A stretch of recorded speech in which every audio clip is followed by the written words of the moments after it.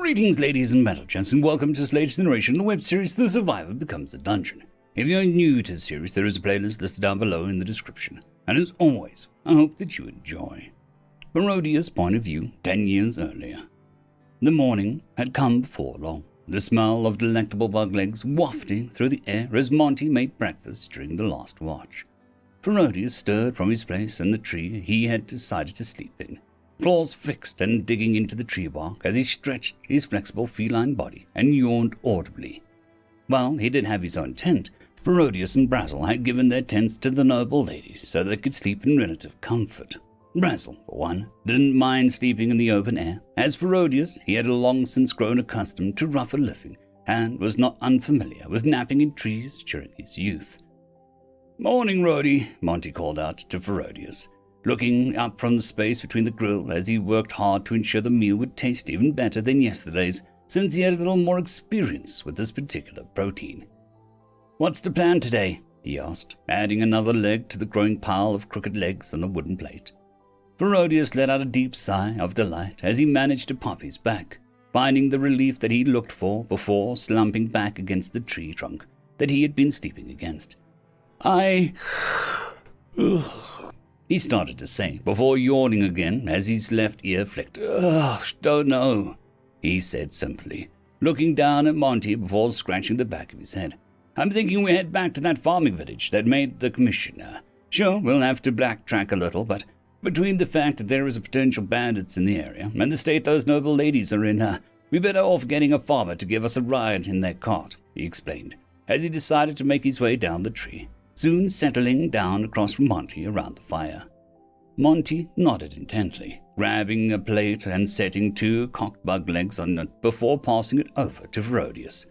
"Sounds good to me. Maybe I can get a good deal on some crops and other goods before they hit the market stalls in the city," he mentioned with a bit of a smile as he went back to his work. "Besides, I'm sure people will want to help, even not out of kindness of their hearts," Monty said simply, though that earned a curious head tilt from Barodius as Monty smiled kindly before continuing. "They'll help either because we just saved them a lot of trouble by dealing with those bugs, thus ensuring their favor, or they'll help us in the hopes that their gracious deeds will earn them goodwill with their local lord and maybe get some breaks on taxes or things like that," he explained, before shrugging a bit. "I see," Barodius said thoughtfully, having taken the plate and gone about cracking the bug chitin. "Well, either way, it'll be easier on the ladies, and we can rest our own feet while we're at it," he considered before biting off a chunk of the bug meat. Regan was the next to wake up, fully dressed this time as he stretched and grunted before rubbing his eyes. "Morning," he murmured before taking a seat around the fire with his pack on his lap as he rummaged through it. He then took up a small vial with green liquid after a minute or so of looking. He took a moment to eye the contents before uncorking it and downing the vial, though he immediately shuddered as he made a face. "Last time I cheap out with a herbalist," he muttered miserably. "What was that?" Barodius asked, between bites, while gesturing at the bottle with his tail. "Some kind of energy drink. The ingredients that they told me were in it sounded right according to my research, but it may be a knockoff. The taste wasn't nearly as good as I was heard it was supposed to be," he explained as he smacked his lips, chasing down the energy drink with the water from his skin before corking it and putting it away.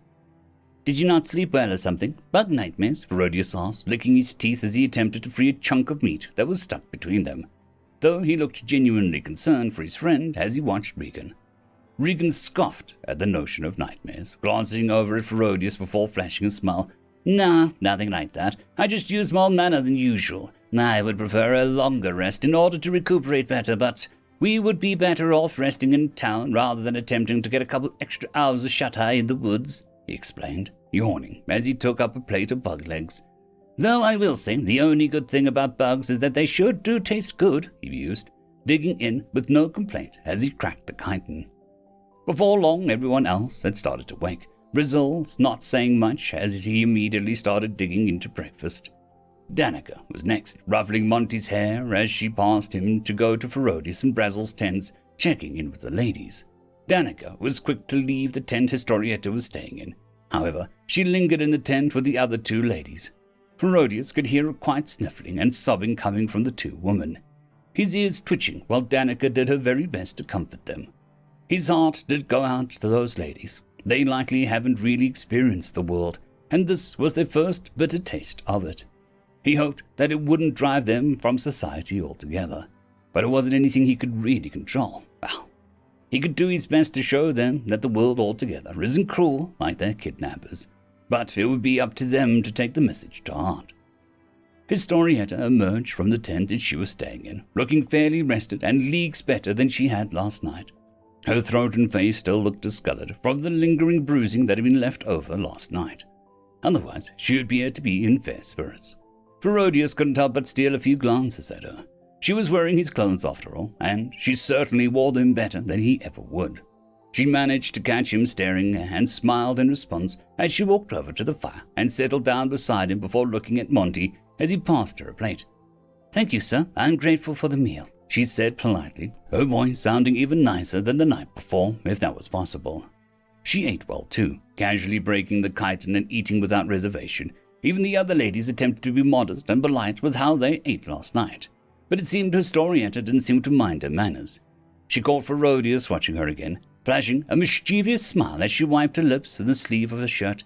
"Don't you know it's rude to stare at a lady while she's eating?" she teased, almost coyly. Herodias could feel his cheeks heat up under his fur, pointedly averting his gaze as the other guy snickered at his expense. Sorry, I didn't exactly have a lot of experience with noble ladies," he lied, glancing over at her, and his ears waggled. "But I was under the impression that most ladies were rather picky and haughty for the most part. He started stammering a bit, not sure what else to say without accidentally offending her as he anxiously scratched his cheek. Historietta snickered softly as she sipped a cup of water before looking at Herodias more pointedly. "I've gone through this before, and I have little experience with survival camping and roughing it. Honestly, I'm doing a lot better right now than I originally planned, thanks to you and your merry band," she mentioned, sounding genuinely grateful at the point that she looked at the others before looking back to Herodias. "Try everything once is a motto I live by," she said, as she worked on cracking the other bug leg on her plate. "It helped me keep an open mind about many things and allowed me to experience things I would have otherwise missed out on," she explained, as she took a bite of the bug meat, taking a moment to chew and swallow before continuing. "Of course, moderation is to be exercised with a motto like mine, but it has gone okay so far," she said with a smile. Herodias was unsure how to move forward, not used to being on the back foot around other nobles, let alone noble girls around his age. Yet she displayed a rather unique sense of maturity that threw him off. It was refreshing, and he found himself wanting to get to know her more while he still could at least. He was going to speak up again when Danica emerged with the other noble ladies. Those two looked pretty bad. If he was being honest, they looked exhausted and emotionally drained, amongst other things. They didn't say much besides their thanks after receiving some food and water. After a while longer, Herodias spoke again as he looked amongst his party and the ladies. "All right, everyone, we're going to be backtracking today and heading towards one of the farming villages in the area. From there, we're going to see about hiring or buying a cart and taking the road back to the city. This way, we can save on energy and avoid more danger than we need to," he explained as he looked amongst his party. He got nods of approval all around, though it looked like Historietta had something on her mind. "You're doing this because of us, aren't you?" she asked, sounding almost regretful, if not a little disappointed, as she looked at the other ladies. The other ladies averted their gazes but didn't say anything in response, as they had no footing to argue with the Count's daughter. Before Herodias could respond, she looked back at him, gazing intently into his eyes. "I shall reimburse you once we get into the city. It is the least I can do," she said, no room for argument in her voice. Though Herodias attempted to argue anyway, as he looked over to her. "What? No, there's no need for that. You're in our care. It's only right to make sure that you're looked after and supported, especially when you're so far from home," he retorted, his ears flicking as he watched her. "This isn't a job or a request. This is just people helping people," he said more gently as he finished up his breakfast. Historietta quirked a brow, staring Herodias down before flashing a smirk as she finished up the last of her food and stood, looking him over when she met his gaze and spoke up. "Noblesse oblige. It is the duty of those who are well off and in positions of power to behave morally upright and act for the benefit of those in their care, to watch out for those who we are responsible for. You have done me a great service, and you did so freely and at the inconvenience to yourself and those who follow you. "It would be a disgrace if I did not compensate you for your services," she stated with a grin before starting to step away. "Now, if you'll excuse me, I have some flowers to pick," she said simply as she moved away from the group. The others ate in silence for a little while longer before getting to their feet to start packing up camp now that breakfast was done. However, Ferodius was lost in thought, occasionally glancing in the direction he'd last seen Historietta before going back to his packing.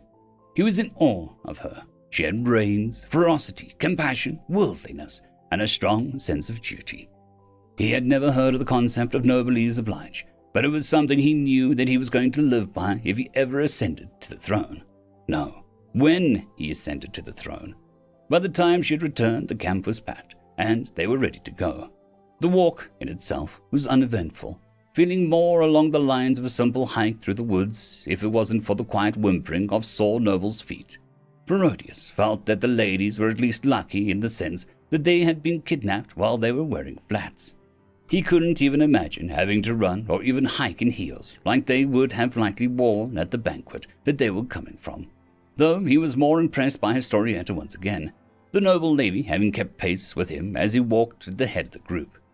As the group, they had to stop multiple times for the other two ladies, the whole walk taking much longer than Ferodius would have liked. Though they eventually ended up at the village as the sun began its descent into the horizon, smokestacks rising into the sky as families no doubt got ready for dinner. As militia guards came out to meet the party, the man flashing a smile as he recognized Ferodius and his group. "Ah, good evening. I take it you're back from the hunt?" he asked pleasantly, though he only then just noticed the ladies, looking curious but waiting for Ferodius to speak. Ferodius offered a kind smile as his tail curled up behind him. Good evening, yes, we finished the hunt. 37 bark bugs have fallen by our hands," he enthused before clearing his throat. "In all actuality, we are here on more serious matters. We found these 3 noble ladies who'd been kidnapped and are now escorting them. We are looking to hire anyone with a cart or a wagon willing to go to the city," he said, his ears flicking as he considered something else. "In fact, we are willing to escort a group of wagons with produce and goods for free if you allow the ladies to ride along as passengers," he offered. Though before the guard could respond, Ferodius reached into his coin pouch in his pack and procured 8 silver pieces, and placed them in the guard's hand. "Bring this to your village head. Tell him that we are also looking for a room and board for the night, if anyone is willing to take us in." The guard stammered a bit at the overload of information, taking a moment to consider everything Ferodius said as he glanced over at his fellow guard who had been standing at the village gate.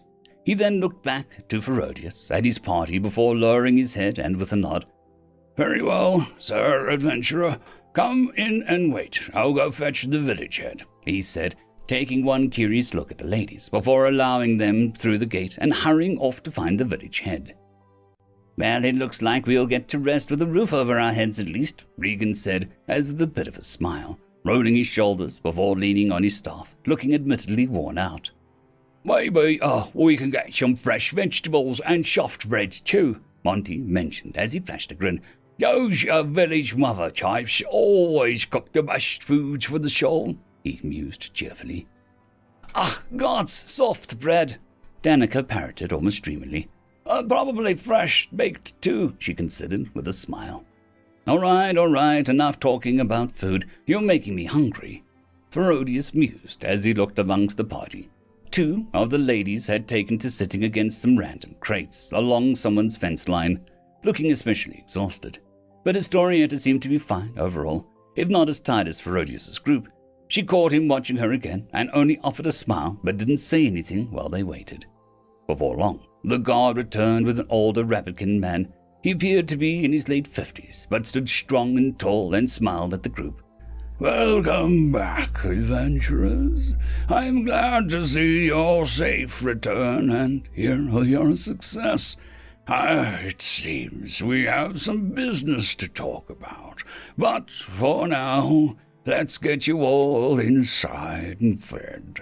I'll have someone draw water for baths. No doubt you are all rather weary and could use some creature comforts," he said as he looked at everyone.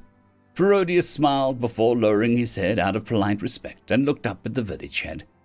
"Thank you for your hospitality," he said politely, as his left ear flicked contently. The rabbitkin flashed a charming grin.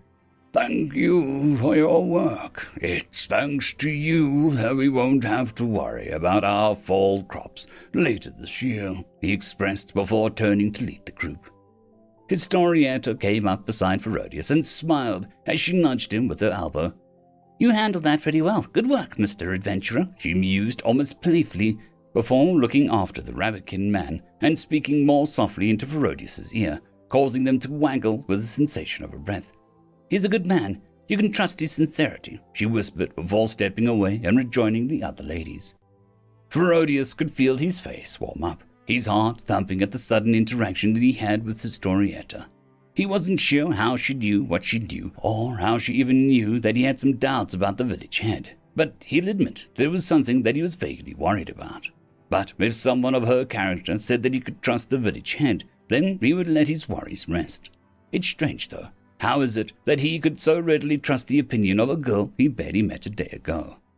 Maybe Regan was right. Maybe he really is hopelessly in love with that girl already. End of chapter. I would like to thank the T5 peeps, Cam Maxwell, Casper Arnholtz, Bushmaster 177, Leslie 517, Red Panda 121, Cold War Boomerwaffen, Lightsjoc, Dragzoon W.R.E, Lord Azrekahl, Severin Cerberus, and Arcadian. Thank you very much.